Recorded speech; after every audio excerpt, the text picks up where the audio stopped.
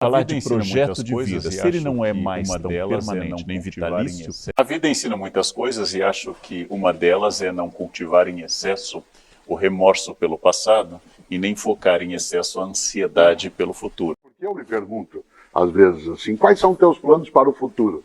Falar de projeto de vida, se ele não é mais tão permanente nem vitalício, continua a pergunta, afinal, viver a que se destina? O que é o mundo depois da experiência de recolhimento de pandemia não é o mesmo mundo em que nós alegremente nos encontramos para debater sobre essa questão. Zygmunt Bauman, um sociólogo de origem polonesa que morou muitos anos na Inglaterra, lembrou de uma palestra de Sartre, em que Sartre falava: qual o projeto de vida de vocês? E Bauman comenta: hoje parece tão distante de todo mundo falar um projeto de vida, porque eu não estarei fixo em um lugar, a geração mais recente não imagina entrar em uma empresa e morrer nela, constituir o mesmo endereço e a mesma família. Falar de projeto de vida, se ele não é mais tão permanente nem vitalício, continua a pergunta, afinal, viver a que se destina? Pois é, uma das coisas boas que eu gosto de lembrar, né, quando meus filhos estavam crescendo, filhos e filha, e eu tenho o hábito de perguntar para minha mãe isso aos 92 anos de idade, que ela tem uma boa coincidência, você que também está ligado ao mundo da música, ela nasceu no dia do aniversário de Heitor Villa-Lobos e eu nasci no dia do aniversário dela. Então isso deu uma dupla aí comemoração, dia 5 de março. E o gostoso é que eu perguntava a eles, e ainda pergunto a ela, porque eu me pergunto, às vezes, assim, quais são teus planos para o futuro? Quais são teus planos para o futuro? Porque essa ideia, primeiro, de ter um plano, segundo, de imaginar que esse futuro poderá ser mais exuberante do que o presente momento, tem por trás daquilo que você levantou, viver, né, qual é o sentido, a ideia de que o viver nos coloca numa condição eventual de melhoria, né, para usar um termo que não existe no nosso idioma, mas que se aplique de melhoria e não de pioria, né, em vez de piora, aquilo que faz com que a gente tenha muito mais dificuldade, mais agruras. E eu às vezes penso, carnal, que a ideia de uma vida que vai crescendo para exuberar, ela é mais um desejo juvenil do que uma constatação senil, né? Por outro lado, né, você mesmo já falou sobre isso, a ideia de que à medida que a idade avança, chamá-la de melhor idade, pode ser tanto uma vivência possível quanto uma perspectiva cínica, né, até enganatória, né? Você acha que esse desejo, né, juvenil, até a esperança juvenil, ela se perde porque nós nos tornamos os idiotas da objetividade do Nelson Rodrigues ou porque a vida ensina? A vida ensina muitas coisas e acho que uma delas é não cultivar em excesso o remorso pelo passado e nem focar em excesso a ansiedade pelo futuro. E como contraponto a esses polos, parece que muita gente, inclusive a poeta Cecília Meirelles, ao falar de que eu canto porque o momento existe, este momento agora, esse presentismo é muito contemporâneo.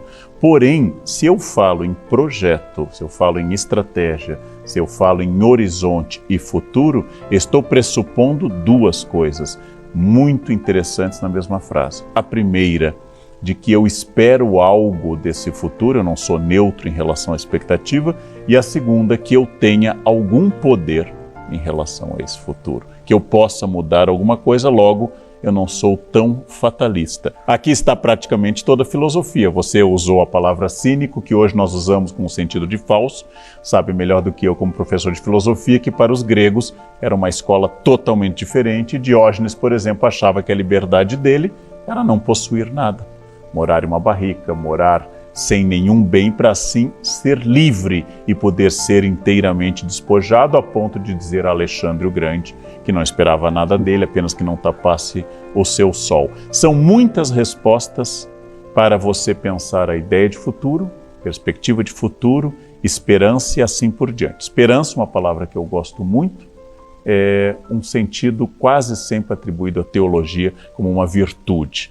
A esperança, a fé, a esperança e a caridade são virtudes que a teologia trabalha bastante. Mas a filosofia também trata de projeto de vida, sentido da existência e qual é a nossa postura diante do futuro e do que eu espero para esse futuro. E gostoso porque você se lembra quem primeiro escreveu né? E nós hoje repetimos a larga na história do Ocidente, especialmente a ideia de que, enquanto há vida, há esperança.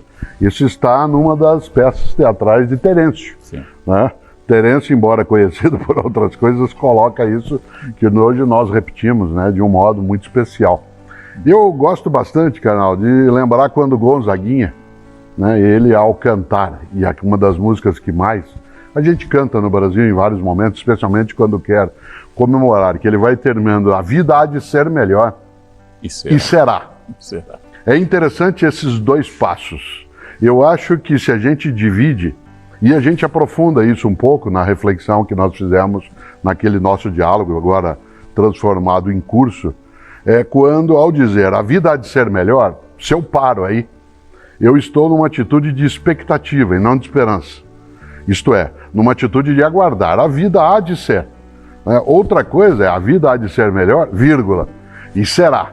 Né? Nesse sentido, a coragem da esperança, que é uma das coisas que você, né, se dedica também, ela, sem dúvida, coloca a perspectiva de que a gente não apenas tenha, né, a vivência do agora, não apenas tenha o que, né, Horácio colocou lá nas suas vodes, o Carpe Diem, e nós falamos sobre isso também, né, mas que a gente seja capaz de ter uma expectativa que seja esperançada.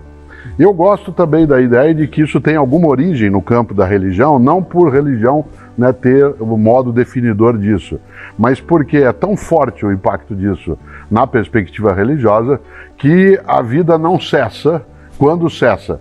E quase que aí, parodiando de outro modo o Terêncio, enquanto há vida, há esperança, e depois da vida também há esperança, né? Coisa que Terêncio provavelmente não colocaria, né? Mas que a gente traz. Então, uma das coisas que mais trouxe para mim impacto nos tempos mais recentes, nesses nossos quase 3 anos, com toda a mudança que tivemos, a vida em geral ameaçada, é uma frase de Confúcio, que eu acho que vale para a gente meditar, e eu sempre que posso a exponho, né, quando ele dizia: temos 2 vidas, e a segunda começa quando sabemos que só temos uma. Temos 2 vidas, e a segunda se inicia quando nos damos conta de que só temos uma.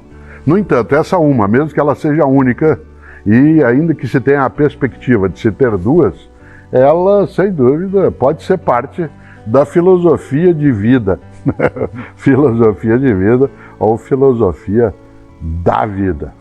Mark Twain, o autor norte-americano, não sei se ele conheceu essa ideia de Confúcio. Mark Twain achava que nós temos 2 momentos marcantes. O primeiro, para o qual eu contribuí pouco, que é meu nascimento, eu só nasci. E o segundo momento, que seria um novo nascimento, é quando eu descubro por que é que eu nasci, que seria um complemento ou um comentário bom a essa ideia de Confúcio. Na verdade, é uma pergunta que eu posso fazer a você. Você teve muitas carreiras dentro de uma vida. Você teve uma carreira de professor universitário, de escritor, de religioso, de administrador de educação, de palestrante, de youtuber. Não sei se é ofensivo hoje dizer que nós viramos influencers. Muitas carreiras. A cada momento você deu uma resposta diferente às demandas da vida.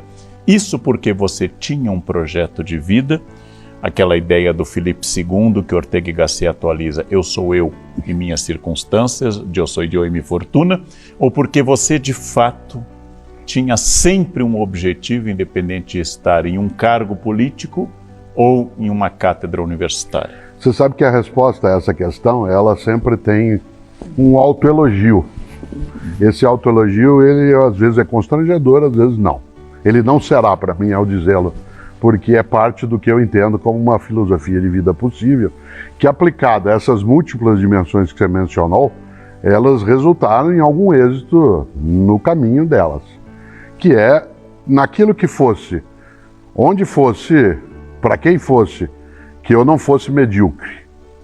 E essa ideia de uma recusa à mediocridade, isto é, de ficar sempre amornado, né, nem quente nem frio, retomando lá o livro do Apocalipse, né, de não ficar, né, dentro de um campo que é a realização mínima daquilo que poderia ser-lo, né, num patamar muito mais elevado, que para mim não significa, e eu não desejo que seja, né, uma marca de soberba, Eu não quero ser melhor do que as outras pessoas, eu não quero não ser o melhor de mim mesmo naquilo que eu possa ser.